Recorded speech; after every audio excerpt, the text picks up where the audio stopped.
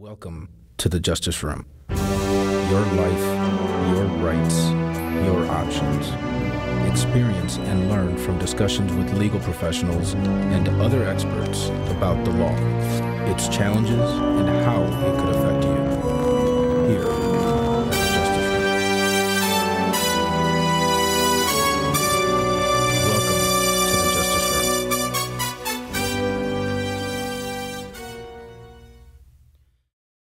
What prominent figures or associations have endorsed you at this point? Well, one of the things that I am most proud of is that two of the other candidates in this race were former assistant state attorneys, and they actually worked with police officers, deputy sheriffs. And every single law enforcement organization that's endorsed in this race has endorsed me. That includes the Central Florida Police Benevolent Association, which is hundreds of police officers, and also the Fraternal Order of Police have endorsed me. The Seminole County Professional Firefighters have endorsed me, Jay.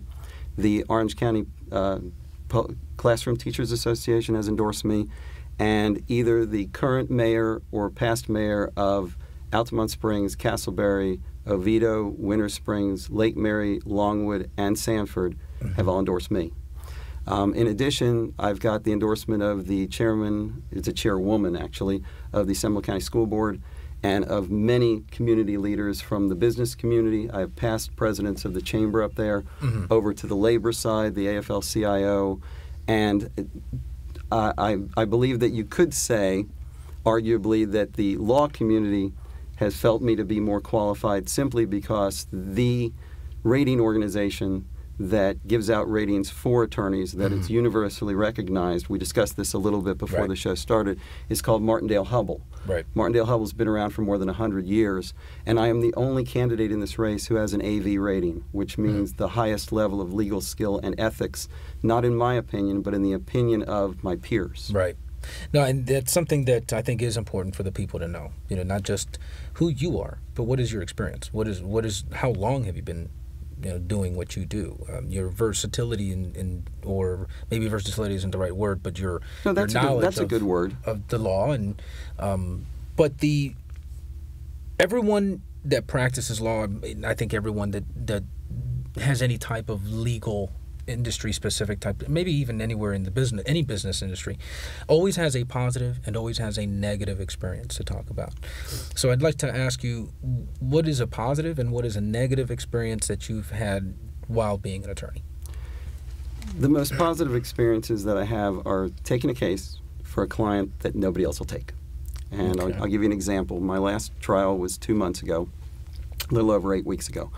I was representing a felon named Tim Davis, a lieutenant, 18-year veteran of the Orlando Police Department.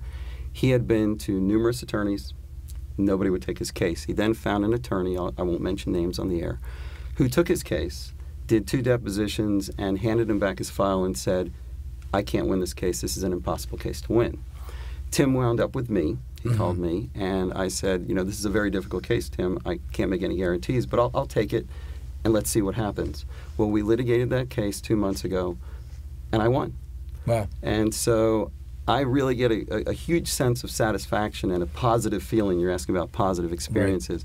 When I can take a case, and I'm not saying I'm the best attorney, because I'm not. I'm not the smartest attorney. I'm not the best attorney.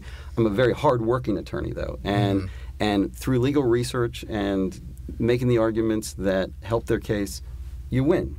Now, on the negative side, the most negative thing that I have to deal with as a lawyer is when I do family law cases and people use their children as weapons. When parents come into court and try and gain an advantage by poisoning the children against the ex-spouse, that just really is such a negative for me, and I try and counsel them, don't do this. You could ruin a life, and by far the most important job you will ever have in this lifetime is being a parent. Do it well. Don't screw up your kids. And so some of them listen to me, and quite frankly, Jay, some of them won't listen to me. They won't listen to the judge. They're too bitter about the fact that their heart was broken. Now, that's definitely a negative experience. I can agree with you on that one. Now, we talked a little bit about this earlier, and I mentioned that I was going to ask you this question a little bit later. Now, what is your involvement within the Seminole County community, within the Central Florida community? What type of Oh, I understand the question. You know, it's more your community service. What have you done for the Central Florida community? What have you done for Seminole County? Okay, well, I promised my wife that whenever I was asked this question, I wouldn't just give the laundry list because it's really long. So I'll just I'll hit on the things that are most near and dear to me. Okay. The first thing is I teach the Constitution in the schools. It's part of a program called the Justice Teaching Program because our kids don't really learn civics anymore. They finally passed a bill in the Senate this year that in middle school they'll get a year or a semester of civics and government.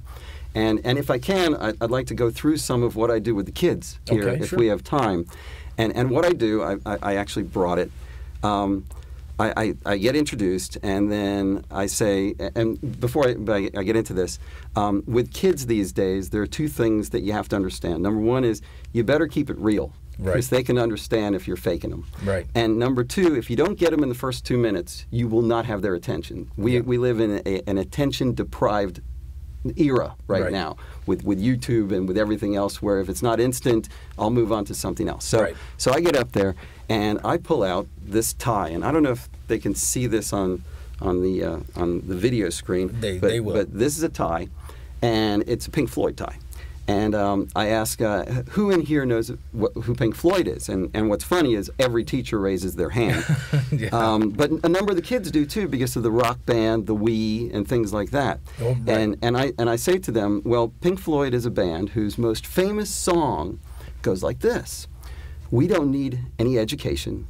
We don't need any thought control. Right. No dark sarcasm in the classroom. Teachers, leave those kids alone." Yeah. Now, boys and girls, young men and young women, do you think I could wear this tie in a classroom, knowing that that's a message that this band put out?